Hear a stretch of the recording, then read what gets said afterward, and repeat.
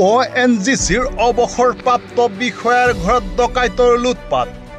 শিৱসাগৰ জিলাৰ জয়সাগৰৰ গদাধৰ নগৰত সংঘটিত হৈছে এই চাঞ্চল্যকৰ ডকাইতি কাণ্ড।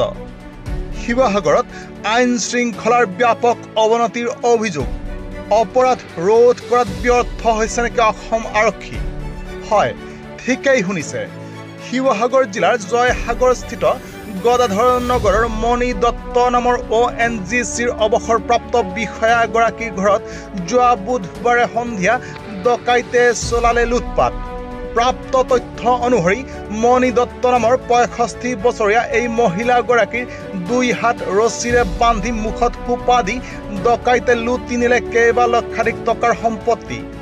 ঘৰৰ পিছফালেৰে প্ৰৱেশ কৰি মহিলাগৰাকীৰ মুখত সোপা দি 2 হাত বান্ধি ডকাইতৰ দলে ঘৰৰ আলমিৰাকে ধৰি লণ্ডভণ্ড কৰে সকলো।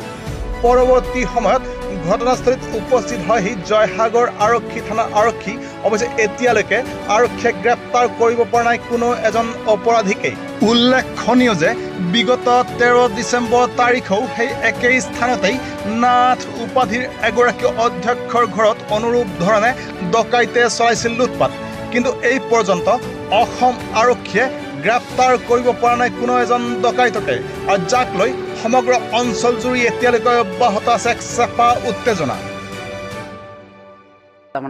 আন্ধাৰ হ'ল আৰু আন্ধাৰ হোৱাৰ লগত গাই আহিছে।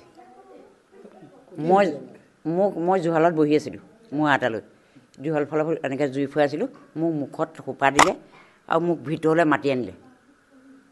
কেছ পইচা দে, চাবি খোল গডেজ, সিমানে ক'লে। মই খুলি দিলোঁ আৰু তাৰপিছত মোক বান্ধি থৈ বিচনাত পেলাই দিলে। মই এতিয়া মুখখন যেনে তেনে কৰি পিনি এইখনে খুলি পানি মই বাহিৰলৈ ওলাই গৈছোঁ। ল'ৰাটোলৈ ফোন কৰিছোঁ। সোণৰ অলংকাৰ দিছে প্ৰায় 5 তোলামান। তাৰপাছত টকা আনিছে 5,000মান। কিন্তু মোক সি চান্সেই নিদিলে। মোক ইফালে সিফালে মই গৈ পেলাই তালৈ চাবলৈ বিচাৰিছোঁ, মই পৰা নাই। মোক বান্ধি পেলালে। কাপোৰ মাৰি আহিছে, টানি লৈ আহিলে।